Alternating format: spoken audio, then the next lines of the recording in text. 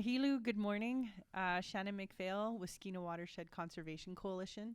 I share the leadership of Skeena Watershed with Jesse Stoppler, who you've seen and met quite a bit throughout the summit. We're going to talk today about water, land, and air stewardship, and in the face of the climate crisis, and what some people, nations, experts, community leaders are doing in their neck of the woods to help work on this topic, because it is pretty critical given what we're faced with, both at home and abroad. And so I'd like to introduce our panelists. First to my right is April Nishimura and Tara Marsden and Mike Ridsdale. And I'll actually ask them to introduce themselves and tell you a little bit about who they are, where they're from, and what they do. So we'll start with April. Can I start with Mike? Oh, we'll start with Mike. Okay. Diniza Sakaza Skize. When we say that, it means male chiefs, female chiefs, and those in training and honored guests. My name is Mike Ridsdale. I'm from the Sayu clan, which is the Beaver clan. I'm with Suatin. I've worked all over the North Coast and inland as a marine biologist, and then back here as a land biologist, and I'm somewhat semi-retired. I don't know if you really get retired, but you just I think your work piles up more when you retire. Yeah, but I'll talk more, and I'll let you know more about myself as we move along. Thank you, Masai. I'm Hilo, Simgiget, Sigam Hanak, Gun Kubawiltsik, Dinize, Sakuze, Skyze, Tara Marsden, Nakin Kweese, Wolps Kamlachelt, Winsowit, Lachkanedach, Pategi, Wolps Spoklachip, Winjogai. My name is Tara Marsden, my Gitxsan name's Nachkink, and I'm from Wolp Kamlachelt of the Frog clan in Gitanyow.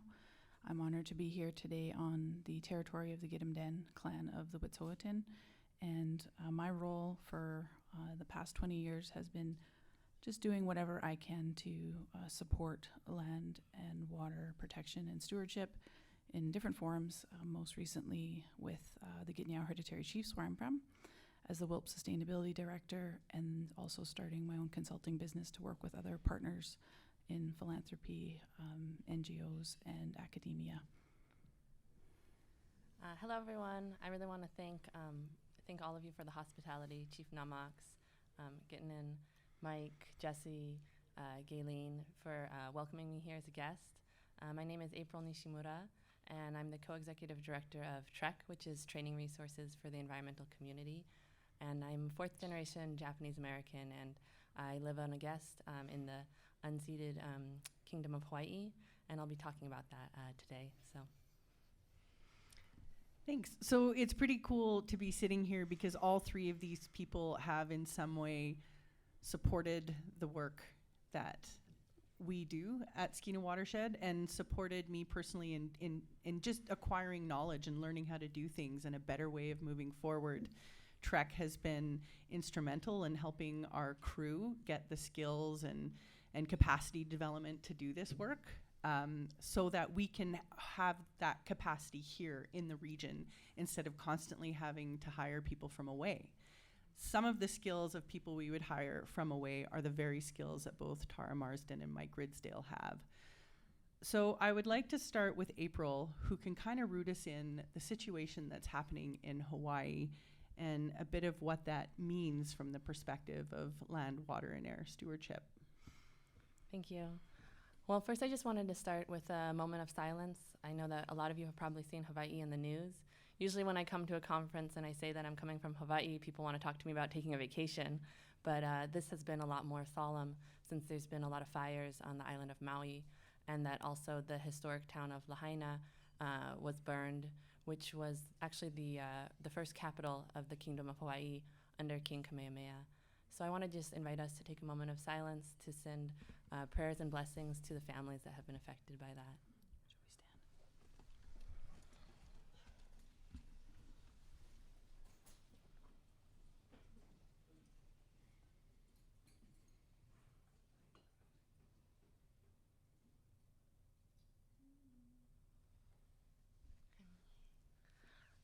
Thank you. I invite you to sit down. So I know that, this has definitely been framed as a natural disaster, but I just wanted to share briefly that it's actually not quite so natural what has happened, because the reason that there's fires is the confluence of the effects of climate change, so the effects of drought and increased hurricanes, but also the after effects of a colonial government that dramatically changed how land was used in Hawaii.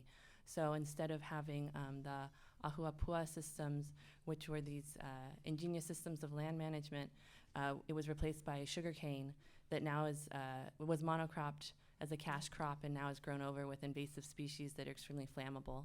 So I've heard from some folks that this is similar to the monocrop pine that you all have up here, which is contributing to forest fires. And then the other aspect is that we have a tourism industry that uses 46% of Maui's water.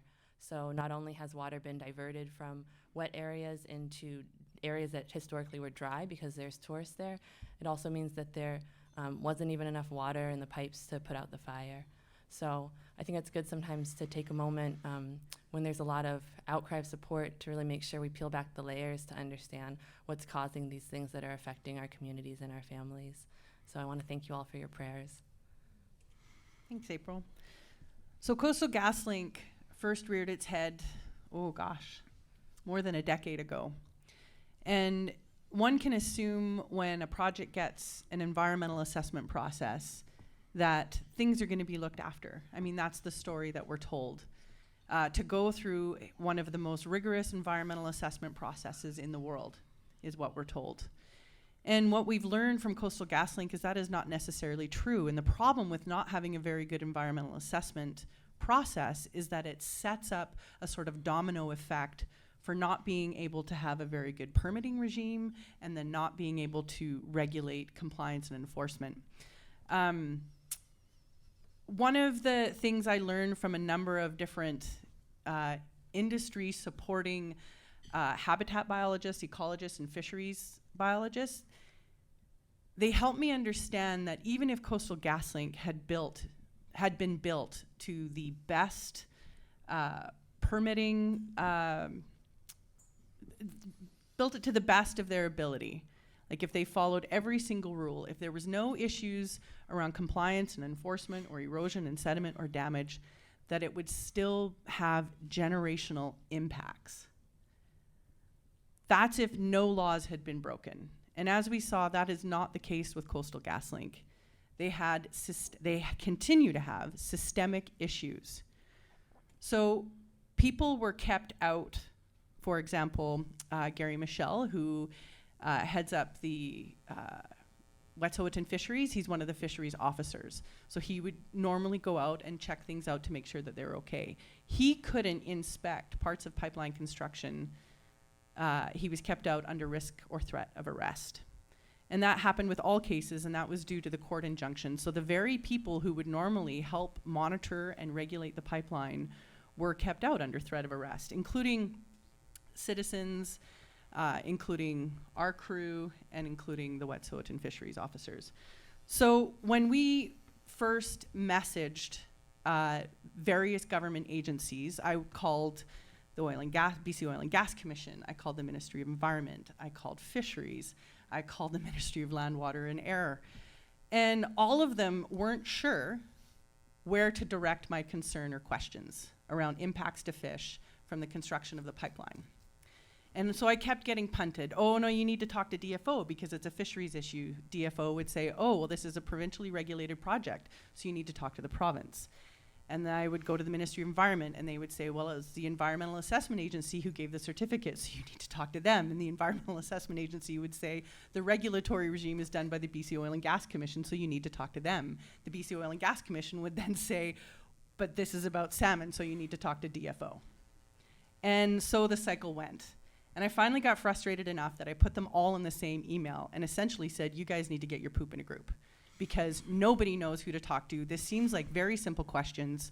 Please answer my concerns. While I've gone for 6 weeks now in this wild goose chase, nobody has answered my questions. I have no idea if the fish are being looked after. What's going on? And I got all of these responses that they will endeavor to answer my questions. However, those questions are still outstanding, aside from the response from DFO, which told me my questions were ridiculous, and that of course they didn't have the answer. And like we discussed yesterday, they had all of that data and just chose not to share it with me and chose to mislead the public about what that data existed. So what we found is that when DFO did finally do its first investigation after 4 or 5 years of construction with ongoing systemic issues of erosion and sediment in wild salmon habitats, where CGL self-reported that they had higher than average mortality rates of fish below their construction sites, DFO chose not to inspect. The first time they did an investigation was on the Clore, after we hammered the hell out of them. And when we asked if construction would be stopped until they got the results of that investigation, they said, the investigation is ongoing. We will likely have our results in a year. Will construction be stopped in that time? The answer was no. The fines that we have seen to Coastal GasLink to date is less than 0.001% of the construction cost. Hardly a deterrent. So when we hear about projects being proposed, we hear about the regulatory regime. We hear about the robust environmental assessment that they have to go through. We hear about all these laws and permitting requirements. The damage is done even if those are followed. Coastal GasLink didn't follow, and yet tens of millions have been spent on RCMP removing people for breaking the law.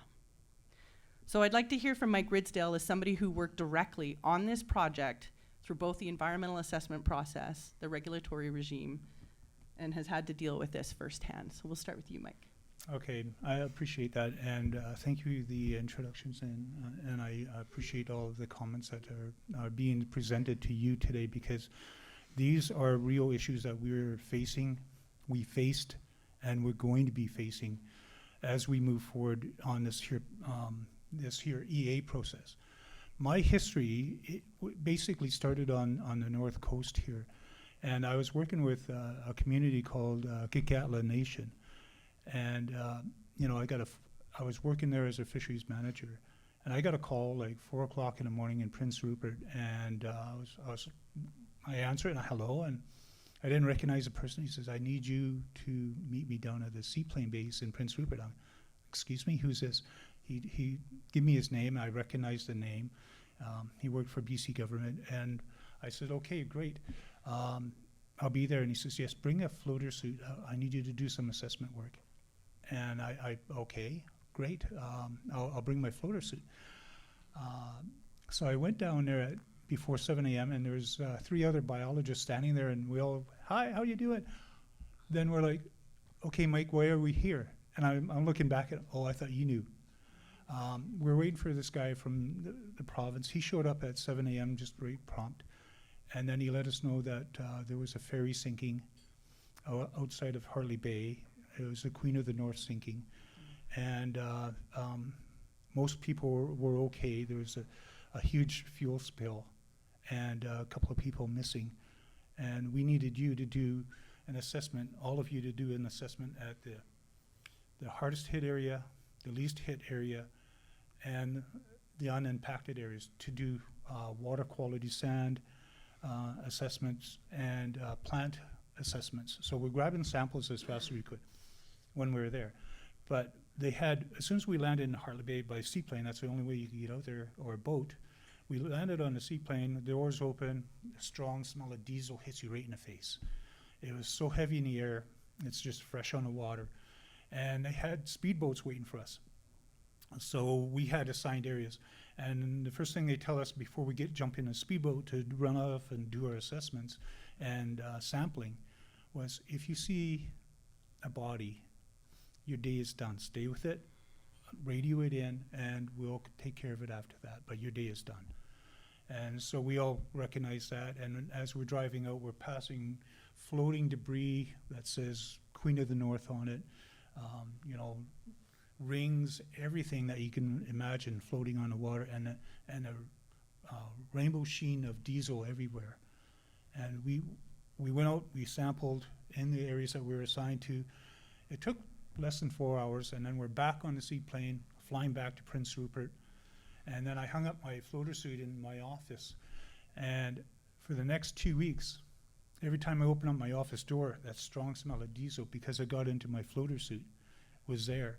And it's a stark reminder to me that there's people living there. There's a community of people living right there with that strong smell every single day, every hour, until that spill was cleaned up.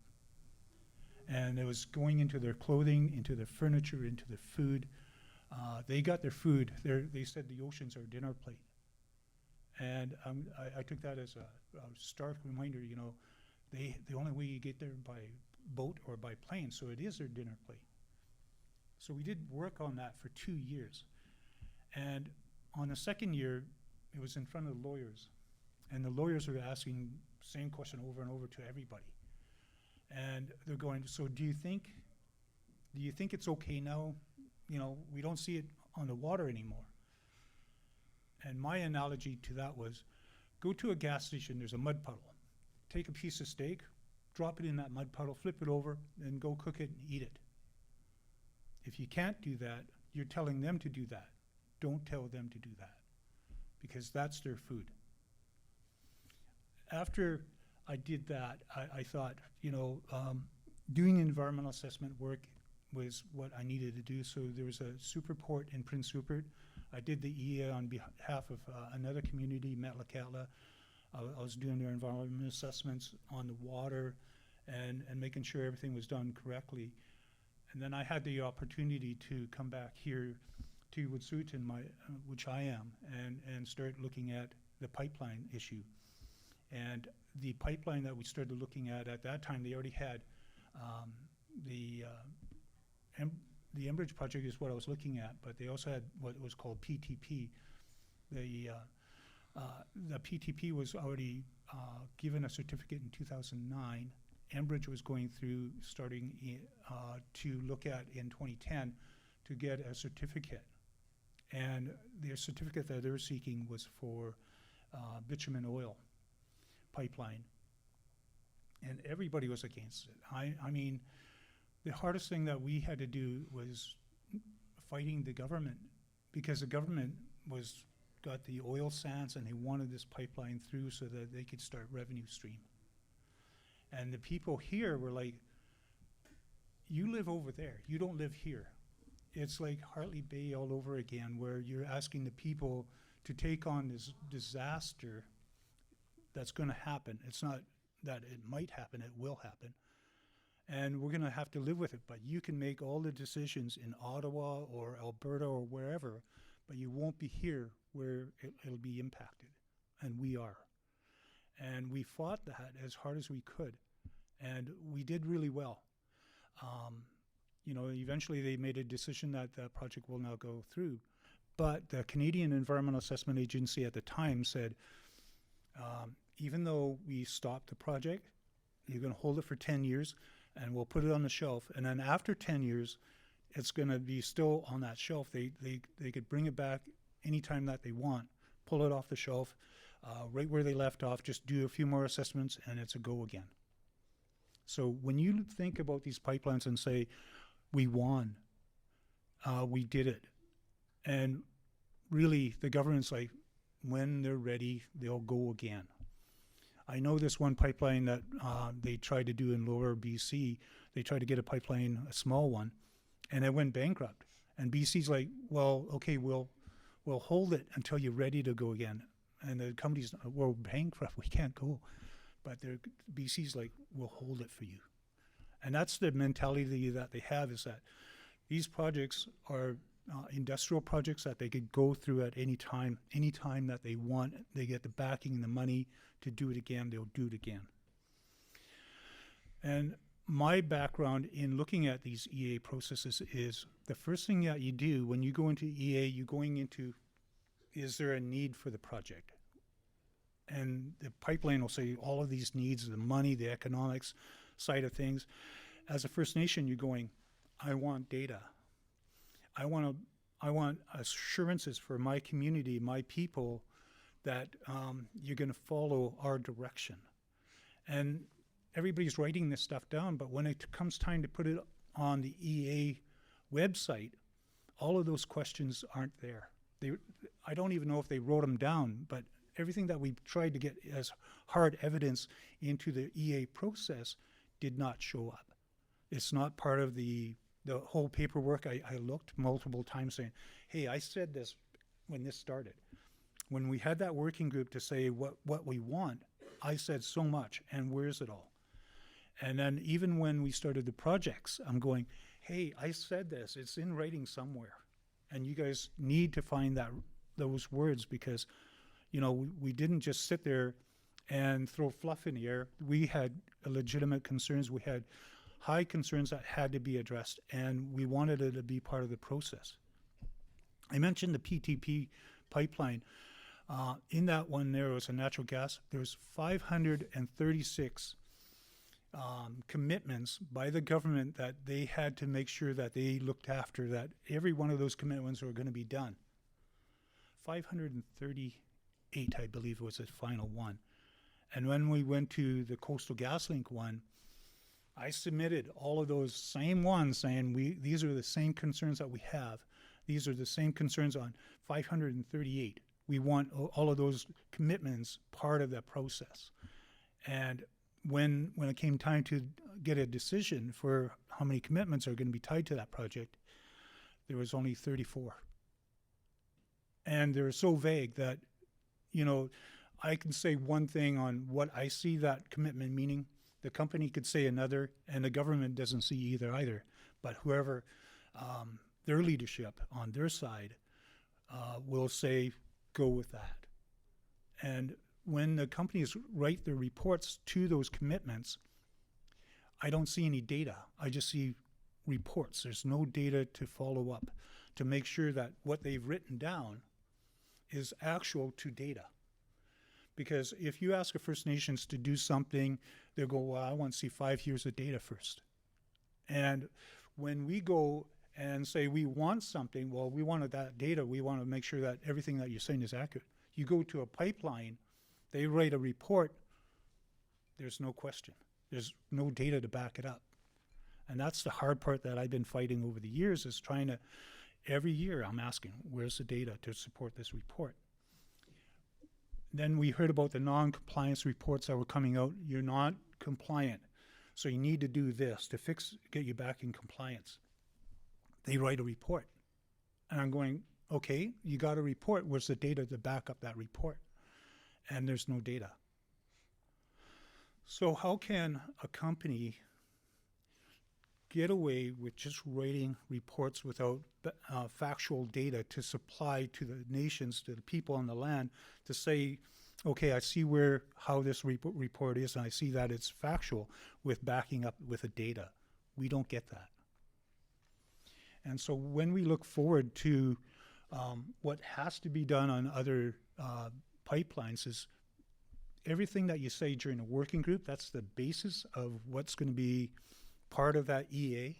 Make sure that they get it in writing, and you have a look at what they wrote down.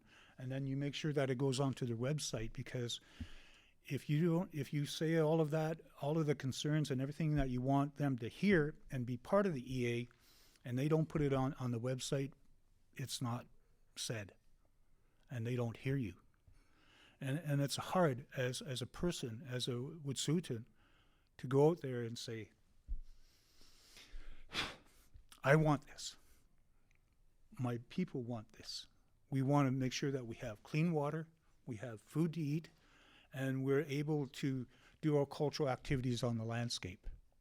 If we can't do that, we're not Wet'suwet'en. And if we can't go out there and do our spiritual connection to the land, we have ceremonies that are quite tied to our traditions, where the boy to man, the girl to woman, these are really secret ones, that how the boy becomes a man and how the girl becomes a woman in our traditional way. My brother, he was one of the last ones in my family to do it, where he have to go out in the territory, be alone, live off the land in the middle of winter, and the only way we knew that he was still with us is that we leave a little supply of flour and bacon or something like that on a stump, and then we go away, and then they come in after we leave and get the supplies. And so that's how they became boy to man, is that they lived off the land in the middle of winter. And so that was one of the things that we do without being in contact with other people. With the pipelines and everybody, if you go out there and you see it's just like a city, so much traffic out there that they see you out there and they question you, why are you out there? And then they'll arrest you on your own territory. When we did the Enbridge piece, on a video, I said, I love my water. I'm standing beside the Wet'suwet'en, the Maurice River. I love this water. It's a lifeblood of our communities. I'd hate to go out on my land and then get arrested for nuisance and trespass on my own territory. And they're doing that with CGL. Our own people are going out on the land and they're getting arrested. I said this back in 2011 on a video, and it's happening. There's people couldn't fathom at the time that they're going to be arrested by people in army fatigues and assault rifles on their own territory for being out in the land, trying to do their cultural activities, trying to gather foods because of the high prices in the stores. You need to gather that food because you don't make very much. You got to feed your family off of the land. That's our way. That's our tradition. But if you go out there and you get arrested, they don't just bring you to Smithers. They take you off of your own territory, out of the area to someone else's territory, and await to see the Crown to say you trespass on our right-of-way. You trespassed and you broke the reason why we're doing this. And you're going, I'm doing my cultural activities. My traditional right, my grandfather, my father, my mother taught me to do this. I won't break that. I'm going to teach my children. It's happening to what residential schools did to our families. They took our families away. My mom went to residential school, never spoke a word of English when she was a small child, and she was beaten to learn English and not speak her own tongue. And so when she grew up and had us, she wouldn't teach us because of the pain that she went through in residential school. And so we're like the same thing, is that we can't teach our children off the land because we'll be thrown in jail. They announce all over the place about UNDRIP, all of those commitments on UNDRIP, what you can do to protect your ways, your culture. You cannot be taken forcefully off your land. Where's UNDRIP helping us as Wet'suwet'en people? Where's UNDRIP helping us as First Nations in Canada? Because we are the ones that are being persecuted and our traditions are taken away. You know, you had Chelsea Armstrong as a speaker here yesterday, and Chelsea talked about this one article that she just recently wrote. I co-authored with that and my piece on that was about Kweese War Trail. Kweese War Trail is where our ancestors fought another community to protect our sovereignty of our territory. They came across, they raided, killed his wife and his child, and then we retaliated and had a war with them. And when we had that war, it was 300 years ago, so the only way you could go and move about is walk in and out. There's no hospitals, nothing. And so at the end of that war, our people were coming back, and along that way, our warriors were wounded, so they would die on the trail coming back out. And their spirits were released where they lie. That was the Kweese War Trail. When CGL came along in 2012, we told them about the Kweese War Trail, how the significance of the Kweese War Trail. Your right-of-way says it's going over top of our trail. And we fought them, trying to say everything that we can to stop, do not run over our trail. Our people are buried on that. And in 2019, they put that road right over top of the Kweese War Trail. And my analogy to that is, where else in the world can you put a road right through a graveyard? You celebrate Remembrance Day. We celebrate Remembrance Day. Those warriors fought for our sovereignty, our land, and this is our payment.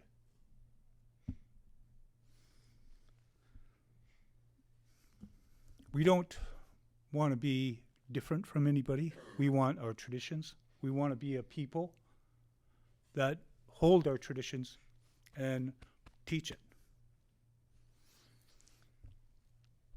When I go and, I walked that Kweese War Trail in 2010, 2011, 2013, and I remember all the landmarks. You look at a hill, you look at certain things to know where you're going on that trail.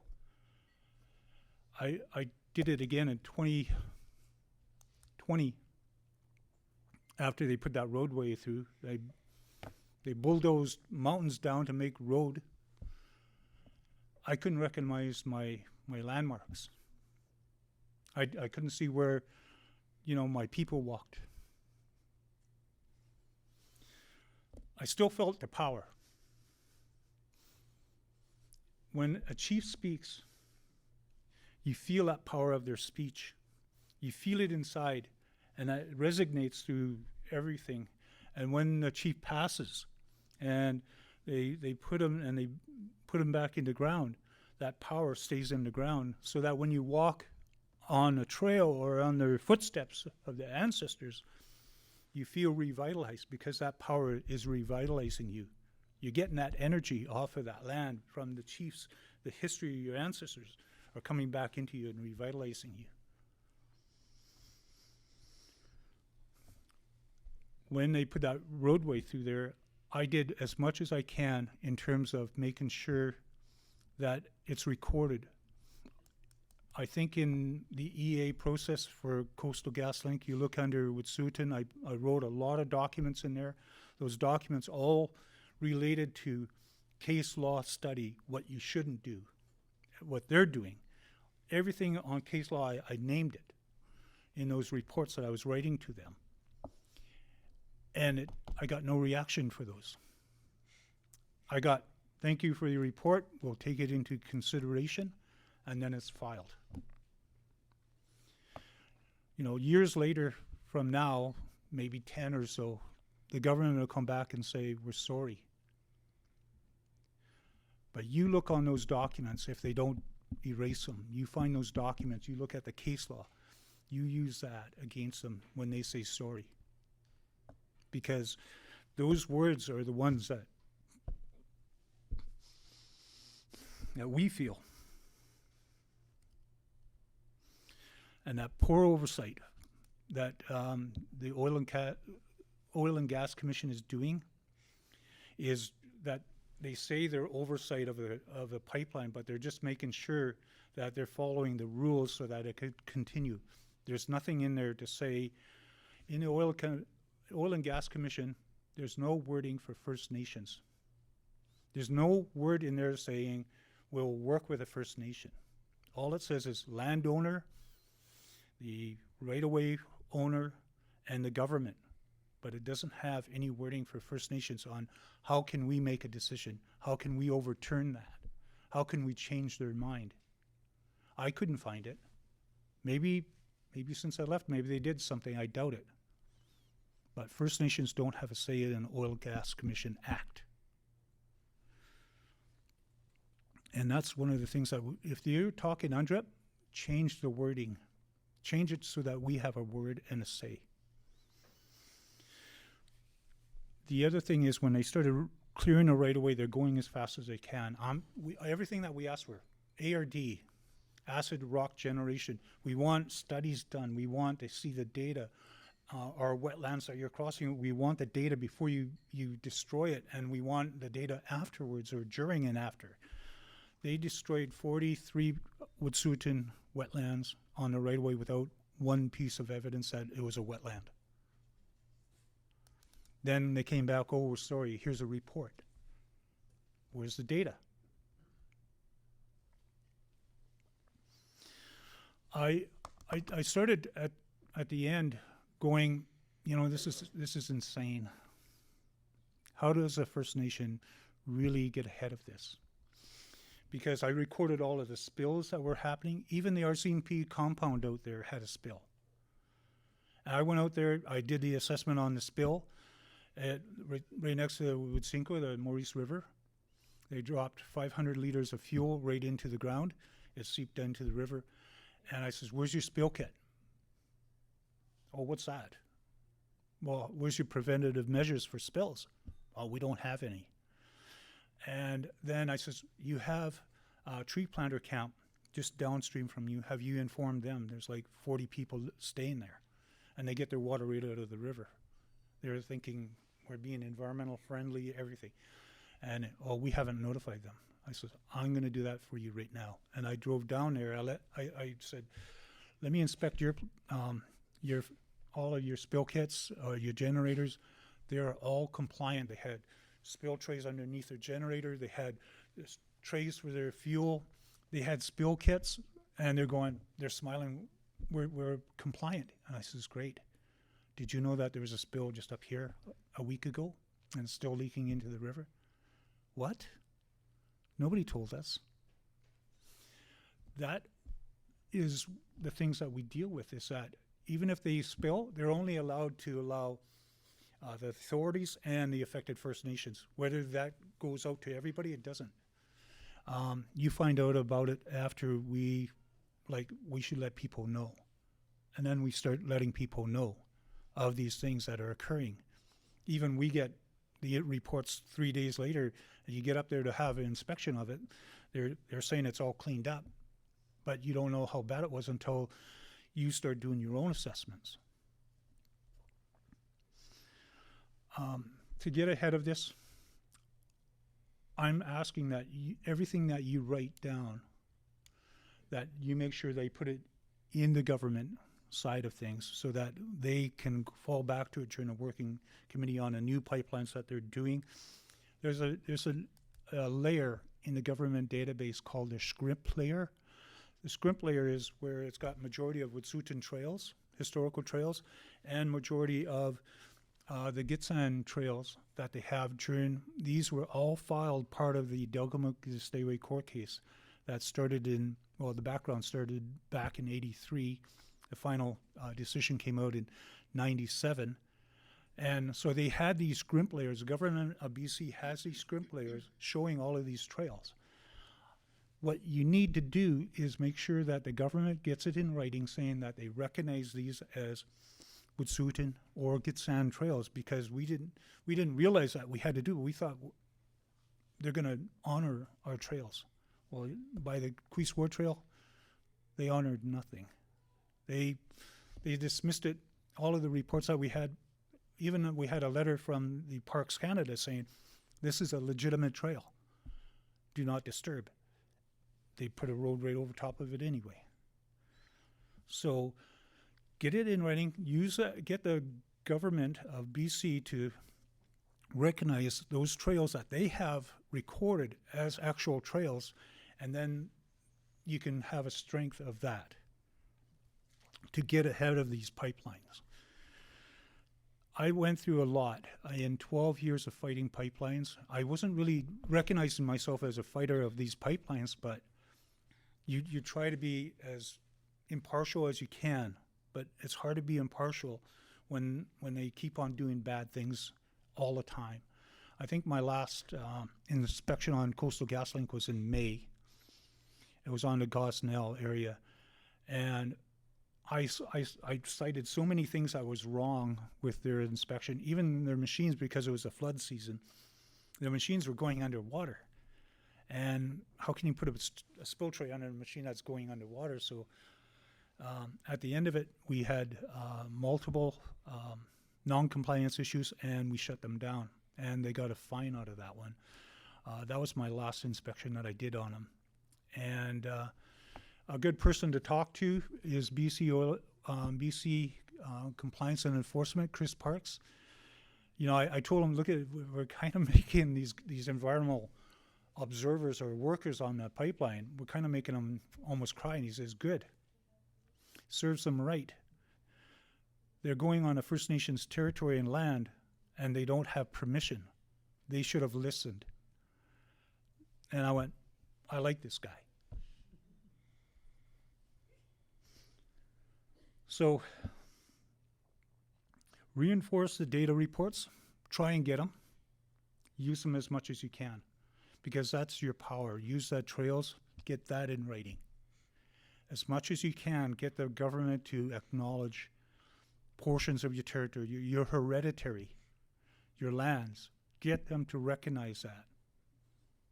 Because the power is in your ability to say, this is ours, and we're going to stay and we're going to look after it. That's your power. Press it.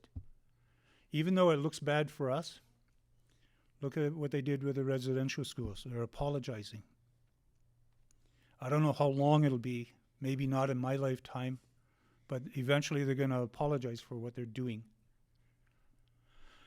And I won't be around to see it. But those that are fighting the fight, the good fight, to protect the land, the water, and the air, you may see it. And that's, you look up to the sky and you look at me and the ancestors and you say, you guys did a good job. You guys led the way, and we're going to hold them to the fire. The other thing to do, even before anything gets in the ground, you may not like this, get the proponent to pay. We got Enbridge to pay and to do our studies. And at the end, we still said no. Get the proponent to pay for your studies. That's all it is. You're saying, I'm not saying yes, I'm not saying no. I want these studies done, and you're going to pay. And pressure them to do that. Because at the end of it, the data that you make and collect is the ones that will be helping your decision, whether however you decide, that data is going to back up your decision and make the proponent pay. Because the government won't pay for it. They told us, no, we can't do it. We don't have the funds to do it. You're going to have to ask the proponent to do it. And so we said, we're not going to say yes or no, but we want this data done. They'll pay for it. Get them to pay. That way, if you're saying you get the data to back your decision, and then who paid for it, right? It strengthens your decision. These are the things that we look at. Make sure you have monitors, because those people that are out in the landscape getting arrested, they don't have a tag on them saying, I'm a monitor. You need to have monitors out in there with tags saying, this is what we're here for. I'm sorry, I'm going to do my work, and we're going to collect the data. Make sure that they have the tags to say that they're monitors, otherwise they will get arrested. It's not just being arrested. Even if you have a brand new truck and you go out on the territory, they'll pull you over if they don't see anything wrong with your vehicle. They'll say, the RCMP will tell you to go get that vehicle inspected, which costs you out of your pocket to do that. So, we had people going out there having to wear tags because the police were dressed in military.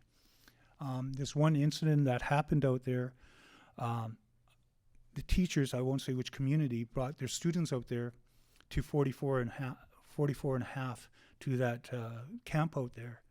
And the RCMP got word that there was a bus that went out there with a bunch of people on it. They dressed up in military fatigues, pulled out their assault rifles, went into the 44 camp, throwing everything everywhere, upturning everything, not really looking for anything, just making a mess. And they had the kids hiding in the cabin. And then they banged open the door, walked around inside in military gear, and then they all walked out and left because it's just children. And the teachers couldn't say anything because they would get fired. Because they're in charge of these children, right? And so they couldn't say anything because of that. And they didn't know. Nobody knew that they were going to have this military action happening just when they were going to see cultural land, cultural teachings, having a lunch and sharing tea, and then getting roughhoused by the RCMP with military tactics and assault rifles. We don't want to see that happen anymore. We don't want that happening to the Gitxsan other First Nations. You know, these are the tactics that are used by apartheid, you know. Things that the government said, oh, we don't do, they do it. Where's UNDRIP? Where's everything that all these agreements that how to work together and share our decision making? It's not there. We want to get there, but we got to wait for the apology, I guess. Thank you.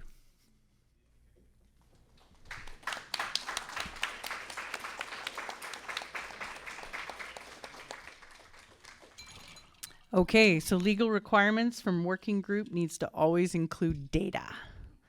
That's a big message. And then also mentoring youth to take care of land, water, air, and cultural stewardship is a really important thing to do, and also have to manage the risk of those kids potentially being harassed.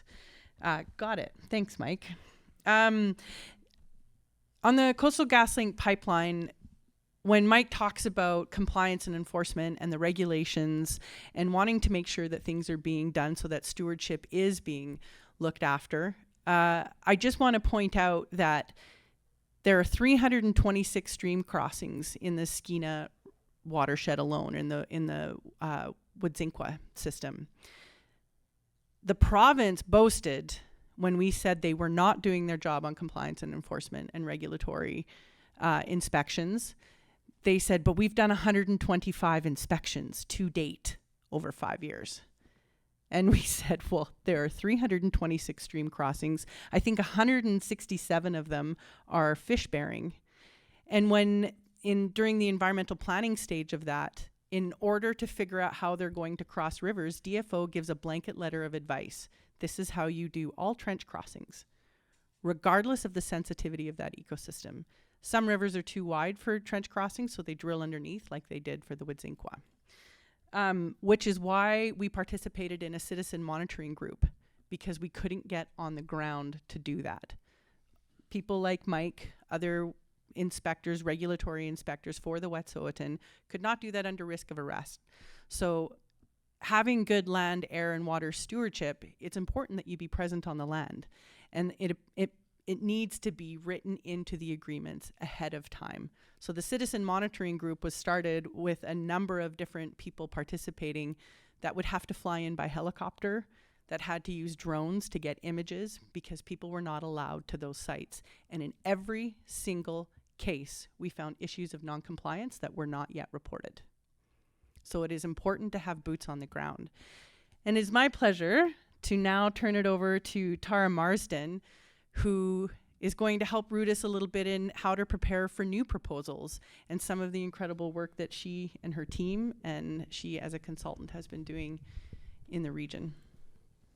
Thanks, Shannon and Mike, for a really difficult thing to hear. I've seen it, I've witnessed it over the past few years, but to hear Mike's experience and the just the repeated, consistent, and ongoing trauma that this Coastal GasLink pipeline has brought to our neighbors, and how we are hopefully learning from this, and that, as you said, that when you're with the ancestors, that there will be someone looking up and saying that you did it for a reason, and it wasn't in vain. So I, along with my friends up here, have been dealing with pipelines in one form or another for the better part of my adult life. And the Coastal GasLink pipeline is the first one where I feel like I have some direct knowledge of what actually happens, because we were effective, as Mike said, in stopping Enbridge. This round was one of the tasks and responsibilities I carried for a while for the Carrier Secondary. And then 2 pipelines proposed in the Gitanyow territory when I was working there that did not come to fruition but are now being revived. And so learning from what actually happens, and when we look at those lengthy lists of commitments, we need the GIF or the meme, Kai or media team, that says commitment, reality, 500, 330, 80, whatever the number is. What is the commitment that they made, and what's the reality those images, those stories, those quotes are so powerful because we are being deceived daily. We're being deceived constantly, and it's an effort that is backed by military force now. And so what do we do when we have a powerful force that is aimed at deceiving us? We have to seek the truth. We have to share the truth when we know it. And I made sure that Shannon was able to talk, not just to moderate this panel, because I saw those emails that she talked about. I saw the emails that she tried to get answers from DFO, from Compliance and Enforcement, from Oil and Gas Commission, from MOE, every single so-called responsible agency, and they are irresponsible agencies because they have no accountability to these commitments. I saw that she was sent in circles, and I think one line that stuck out for me in this, you should get the thread from her. It's quite the read. One said, it's legal because it's permitted. It has a permit, and therefore it's legal. And this is the colonial system of law. How can you damage fish? Fish habitat's protected under the Fisheries Act, right? Well, if there's a permit, it's legal. That's how we do it. And similar with the certificate, the environmental certificate. If we have a certificate, you can really do whatever you want. And as long as you can preserve that certificate, whether it's through multiple extensions or you have a substantially start designation where you've invested a certain amount of millions of dollars, then you can say, okay, this certificate is gold. It's good for eternity, essentially. And the Crown has to support that regardless of changes, climate change, cumulative impacts, Indigenous rights being recognized. All of that doesn't matter if you have that certificate.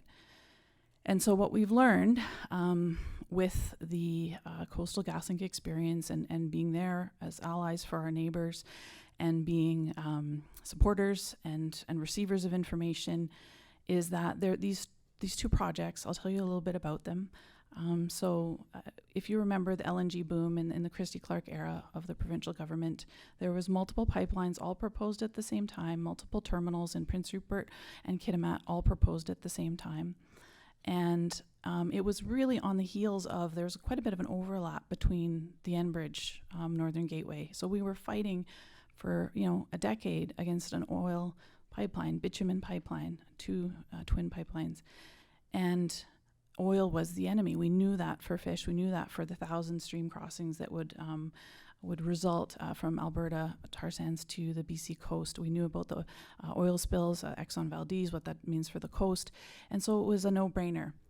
But then, the timing of that was, well, we've got natural gas and we can't say no to everything because then people will think we're against development. So we kind of have to say yes to something, and maybe natural gas is a safer bet. Maybe we can mitigate those impacts. And people today still believe that, and that's okay. Some of our leaders, our chiefs, our Simgiget, our Siganamhanak, they believe, well, it's going to go ahead anyway, so let's just try and mitigate. But this is what mitigation looks like.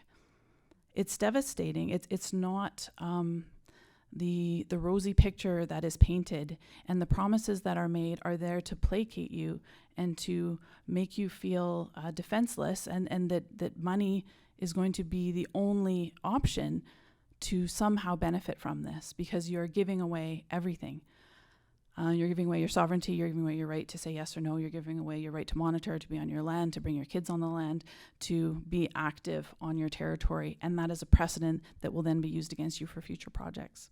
So the two pipelines I spoke about are another Enbridge, unfortunately. So Spectra Energy had the Westcoast Gas Connector Transmission Project proposed back in 2013-14. And they were approved, I believe, in 2015 by the environmental assessment. And that was bought out as a whole by Enbridge, who had proposed the oil pipeline previously. The second one is the TransCanada, now the TC Energy PRGT, which is Prince Rupert Gas Transmission Project. So both of those follow a more northern route through some of the Gitxsan territories, through the Gitanyow, and then through the Nisga'a in the Lower Nass, and then down to what they had proposed to be Prince Rupert area terminuses and LNG terminals. So we successfully got the LNG terminal at Lilu Island cancelled, and through that was a lot of effort of people in this room. And there's still a pipeline attached to that, though, with no terminal. Similarly, with the other project that Enbridge has now bought out, they had proposed a terminal on Ridley Island, I believe, but had just not. They got their certificate, and then they're now trying to preserve that and hold on to it for better market conditions, etc. And so we're now dealing with them. They are both coming back to life because our neighbors to the west, the Nisga'a Lism's government, are proposing LNG terminals in their marine territories and some contested marine territories. And it is difficult. You know, I have a lot of Nisga'a relatives. I have a lot of Nisga'a friends and people through intermarriage and trade that we know and that we care about. And so this is nothing against those people. This is about a decision that's made by their government to support this project and to actually advance it as a partner in it. And so we've learned all of this information. We have learned about climate change. I think since 2015, we've had at least 3, maybe 4 drought years in the Skeena and the Nass, and this is one of them. So we are at critical low water levels, and I think we can expect probably what we've seen in the past as well is big, heavy rains in through the fall. And so when you have that drought followed by the flooding, the soils are damaged, they're eroded, because all of that prolonged heat and drought is really not allowing the watersheds to absorb the water when it does come, and so you get a ton of erosion and sediment release. And so this is, you know, the cumulative nature of any proposed development in our territory. And the critical crossing, just one, there are many, and so the critical crossings for Gitanyow territory would be the Cranberry River. And so this is home to all 5 salmon species and has been a point of concern for many years around conservation of the Chinook stock, which has been severely depleted and is in a critical state. So just by comparison, we've been proposing a fishway to help monitor the fishery on the Cranberry, and that has been stalled and rejected numerous times by the provincial government, being held up in permitting, being held up by the Department of Fisheries and Oceans, and this is a political maneuver, unfortunately, on behalf of our neighbors again. And so we have this example of, you know, a very minimal footprint and impact, a fishway. You've seen them, you know, it just gives a passageway where the fish are sort of diverted to, then you can count them, you can take scale samples and collect that important data. And we're being prevented from doing that. And this is, you know, they throw all the arguments at us, oh, well, you know, it's going to have impacts to water and it's going to impact the fish and the Chinook won't use it and things like that. But yet they can approve a pipeline by BC Energy and continue to support the approval of that pipeline, knowing full well that this company is responsible for all of those violations and infractions in the Wet'suwet'en territory. So we're in a really difficult time, and we have some legacy that we have to overcome in terms of what was agreed to back in 2015, and that we have new information. And so similar to Mike and to the Wet'suwet'en, what we have learned from the environmental assessment process is that it's a rubber stamp. It is guaranteed to produce a result that industry wants, which is approval. And so once you're in, you're kind of good to go. And when you get to the point where you don't have the answers, you can't make the commitments, you can say, well, we'll do a management plan on that. We'll do that in permitting, and you can punt it off. And then by the time it gets to management plans and permitting, people have run out of resources, they've run out of steam, and maybe they're not as engaged as they were in the environmental assessment process. So learning from this, we developed what's called the Gitanyow Wilp Sustainability Assessment Process. This is our own assessment process in the Gitanyow IOC. It was formalized in 2021. And it has been in effect since, and we're now currently reviewing our first project, the Eskay Creek Revitalization Project. I'd like to take this time to acknowledge Gavin Smith. Gavin, if you wouldn't mind standing, please. Big round of applause for Gavin. He helped us. As legal counsel, pro bono legal counsel through the RELAW program at Westcoast Environmental Law. So any nation who is interested in reviving their Indigenous laws or in developing new laws based on your ancestral principles, this is an amazing program. They provide free legal support, and he's also helping us through the implementation process. And so this is what we will look at these two pipelines with now. We will not go to those working group meetings anymore. We will not go and prop up a colonial decision that is bound to result in a yes.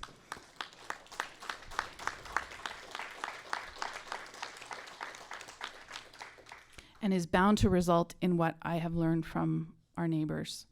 It can't be in vain. We can't just keep going through these ridiculous processes and expecting something different. And I think what we have been told by people is that, well, we might miss out. We might miss out on some big important thing if we don't go to these meetings. But we've been through them. I've been through at least 10 of them. I know Mike's been probably through more. We know what the results are. And Mali, who you heard from yesterday, his synopsis is, the end result is no significant adverse effect. That is the finding of everything. What about salmon? No significant adverse effect. What about water? No significant adverse effect. That's the result they're aiming for. They get it. And then they doctor it after the fact when it comes to monitoring. Well, they've got a permit, so it's legal. So I really want to share that this, the fight obviously on Coastal GasLink is far from over. There will probably be an apology. History will look back probably and say that this was a huge mistake and that they should have listened to the Wet'suwet'en. But we still have more ahead that we can do. There's still more support that is needed from many people who are in the room. Thank you for your support. And that what we are hearing from these two companies is that they want to preserve the corridor. And that essentially means that they want to keep their legal certificate and their proof of consultation with all the nations, and they will wait for the right time when the market is right, and then they will bring that project to life. So we have a lot of work ahead of us, and we will continue to share information transparently and to seek out support. Nisga'a.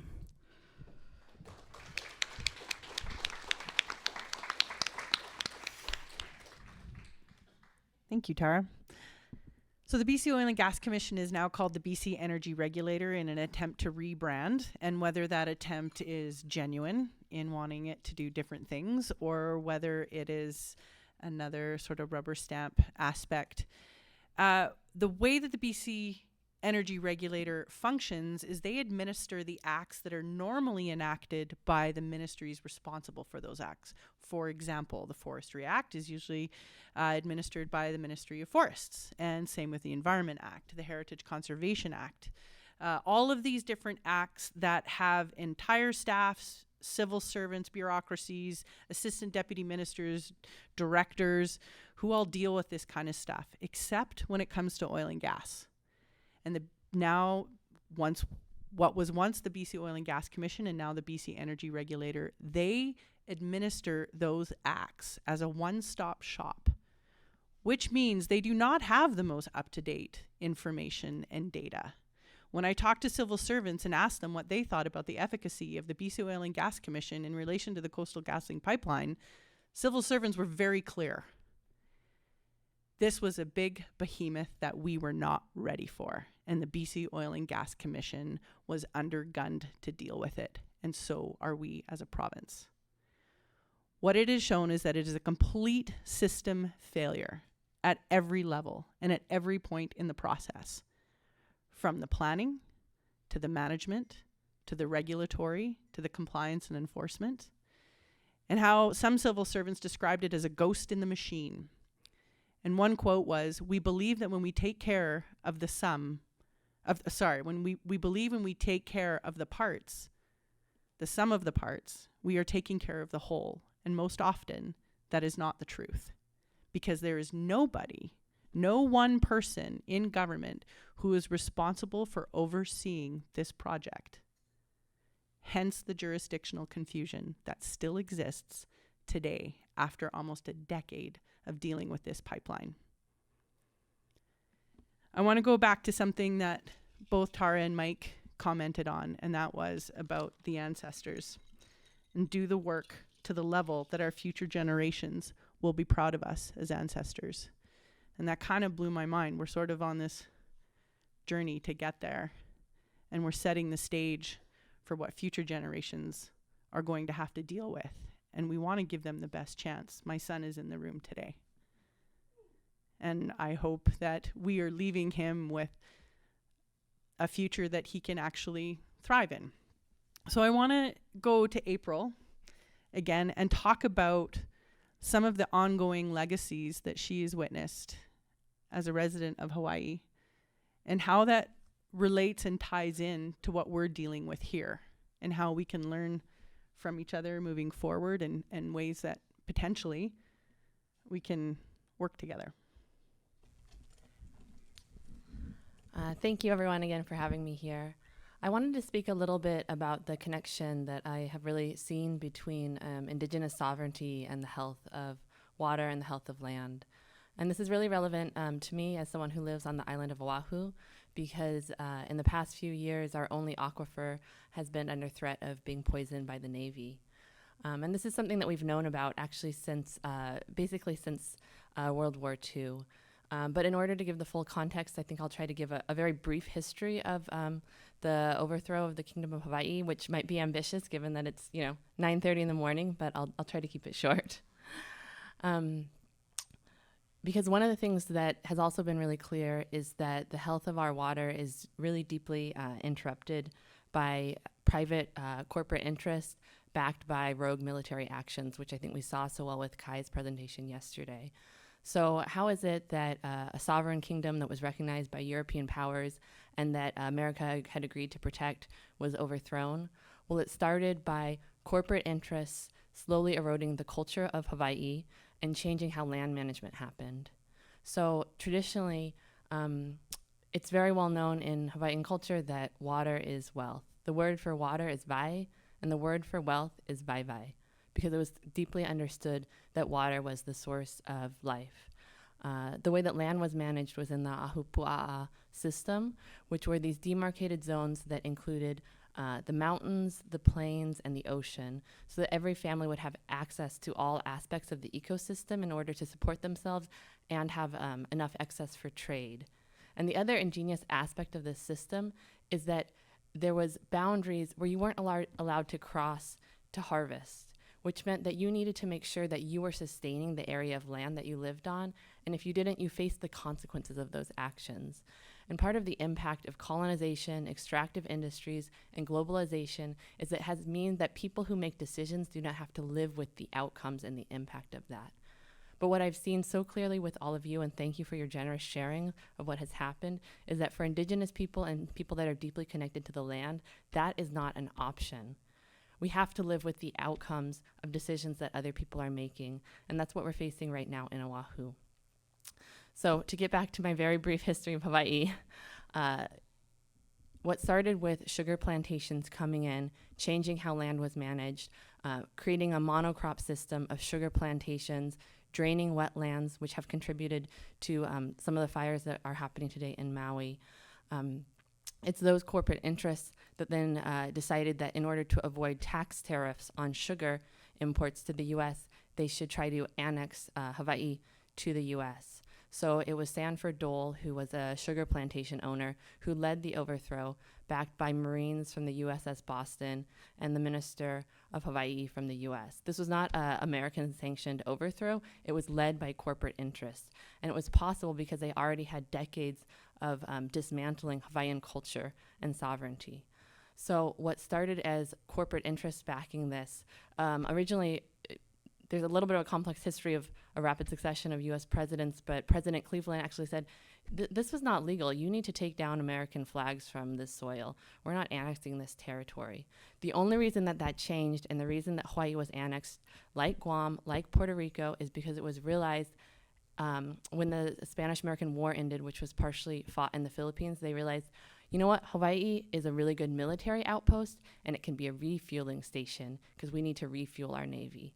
So what happens when you take over land and you see it as a refueling station? You don't see it as your home. You don't see it as a place that you need to care for. You don't see it as a place that your family and your children and your grandchildren will live on. And so it's what we need to realize is this kind of colonial logic that produces a very logical outcome. When you see some place as a refueling station, then you do things like what they did in World War II, where they decided to put 20 refueling tanks that are 25 stories high in the ground because they were afraid it was going to be bombed. The only problem with that is that they placed it only 100 feet above our only aquifer, our only source of fresh water on Oahu, which is an island in the middle of the Pacific Ocean. Fresh water is very precious. It's not like on the continent where if something goes wrong, you can drive next door. There is no next door. We really have to understand how to be sustainable when you're on a very small island far away from everything. So it's this kind of logic that produces the outcomes that we see today. Because in 2021, well, I should back up. We've known since these were in place for the last 75 years that they've been leaking. The Navy understood. It was very clear. There was clear evidence that there was leaks of jet fuel, which is a huge threat to our aquifer. But in 2021, there was a very big leak. 21,000 gallons of jet fuel leaked into the water. The Navy denied it. They said that the water was safe, but people would take showers and end up in the ER. They were getting chemical burns in their throat. They were getting swelling. They were getting rashes. They were throwing up. And the ironic thing is that these were Navy families. So I know that all the Indigenous folks already know this, but for all the settlers, it's really important to realize that the military is not protecting us the way that they think they are. They told military families the water was safe. Meanwhile, people were bathing their babies in jet fuel. And we don't know the long-term impact of that. Only recently are they starting to open clinics to understand what happens when you drink jet fuel, what happens when you bathe yourself in jet fuel. These aren't things we want to find out.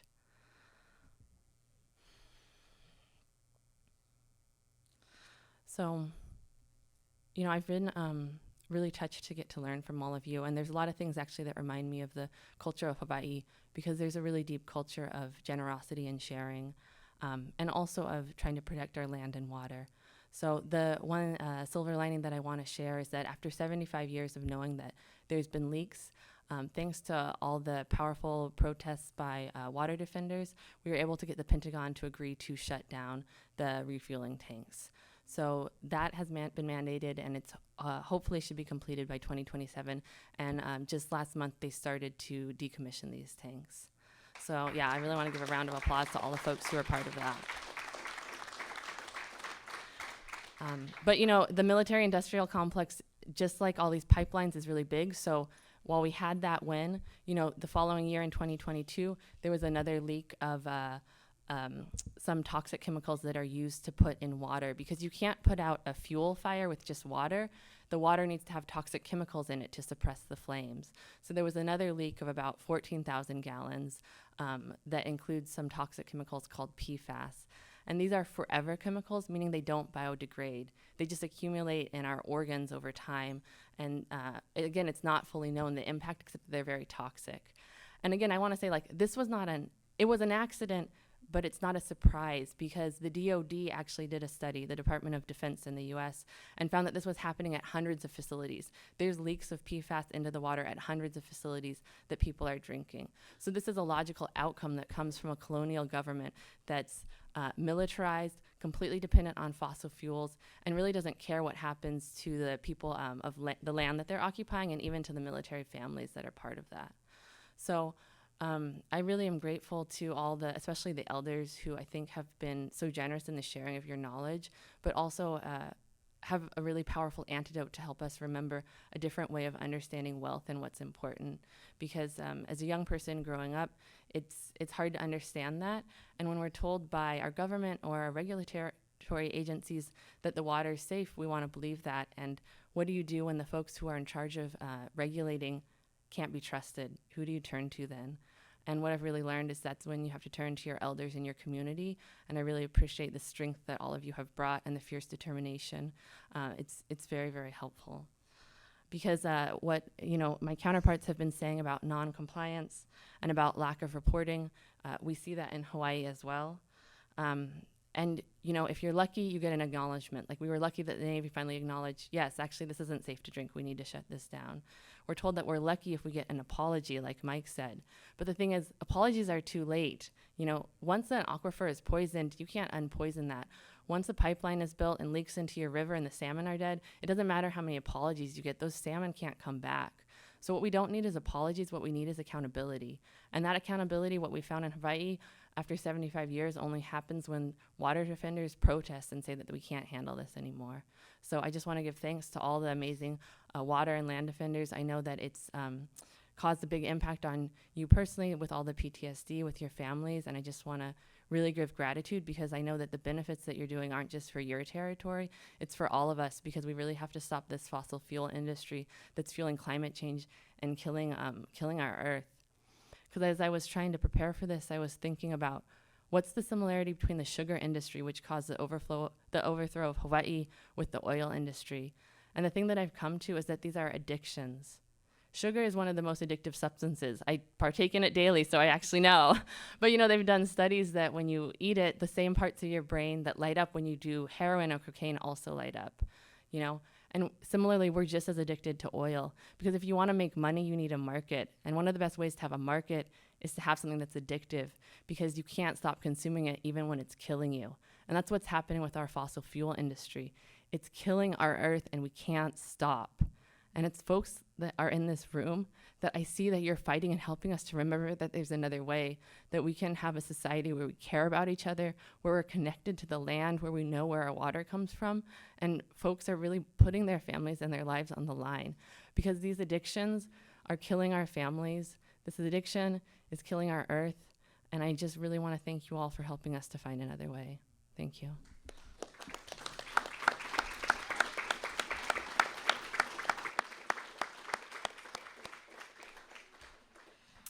So we've got a few minutes, and I wondered if anyone of you out there have questions that you would like to ask this panel, because there's a lot of knowledge sitting over here. If anyone has questions for Mike or Tara or April.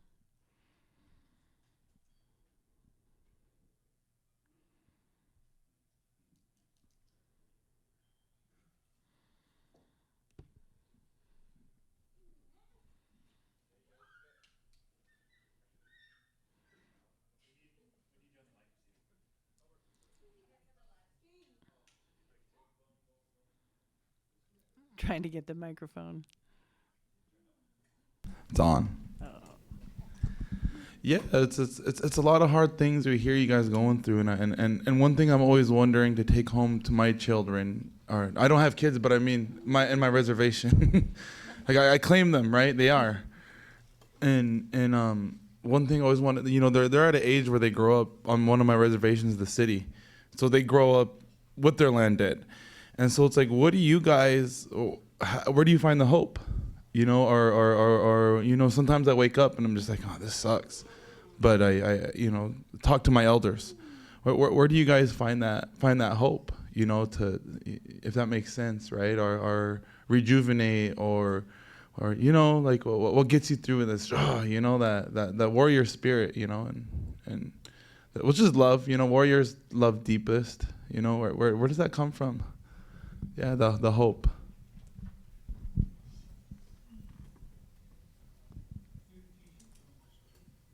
It's through the teachings of your parents, your ancestors, the community. Those are the teachings that you learn. And then you go out on what we call the yinta, you go out on the land. The land is where it's at. It rejuvenates you, like I said earlier. The power is there. You just need to go out there, experience it, and then get your batteries up, and then you can go forward. All of the teachings, everything that you can learn on the land, the people of the area, your ancestors, that's the grounding that you need. And that's the grounding that will revitalize you moving forward. If you know the people of the land, of the area that you're in, and learn about the history, take that time to hear their stories. That's what's going to help you stand where you are today, and hopefully into the future for the next generation as well. Ms. A.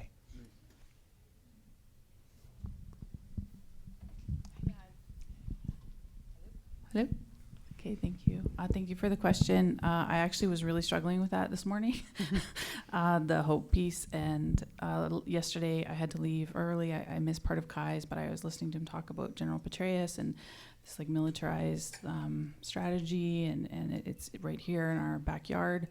And I was feeling pretty overwhelmed, and then went out to Gitanyow to get my fish, and learned that one of our farms, so there's a food security farm that's being built on the Cranberry, and they've been getting harassed quite a bit. There's no permits in place, of course, no provincial permits, and so The compliance and enforcement officers were out there yesterday, and they had a drone, they had camera, they were doing a full inspection, and it just was like we're so screwed, you know. And went out with my kids, took them swimming, and I just sat by the water, and just like Mike said, it was just like, it was pretty instant, you know.